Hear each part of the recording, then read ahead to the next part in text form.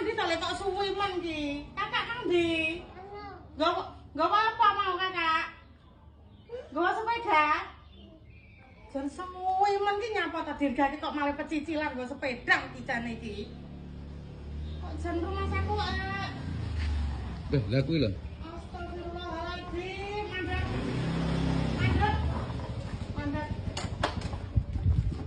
Siapa sing ngangkat nggo sepeda?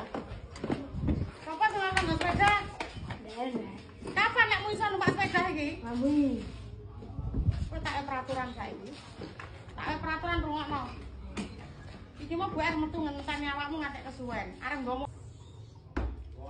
Tak wae peraturan anyar. Kowe nggo sepeda iki tak wae peraturan anyar rungokno iling-ilingen. Ngerti? Jantungku ben iso protol lek kowe nggo sepeda. Ngerti, Pra? Oleh nggo sepeda iki go nang Pinka. Pinka apa? Ngerti Pinka apa ora?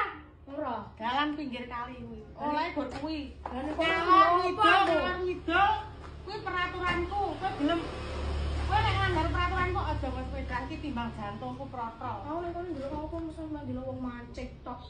Gelem apa ora? Wis lah. Ngerti? Pokoknya ora sampe melu-melu. Gue ngomongi kakak. Pokoknya sepeda iki aja digawa rono-rono oleh nang dalan Pinka. Kan simo. Ora oleh. Lagi nang majan nok. Ora oleh, pokoknya kowe iki nyetan sret dalan kuburan nang Pinka kuwi oleh. Gawa rono ora apa-apa. Timbangane iki sepeda iki aja mok gawa. Anggo diremot aku. Bene sebelum SMP sepeda iki ora oleh digawa, awakmu ora nggo nang dalan gedhe ora oleh. Dalan kasalan ra oleh nang dalan Pinka ngalor ngidul.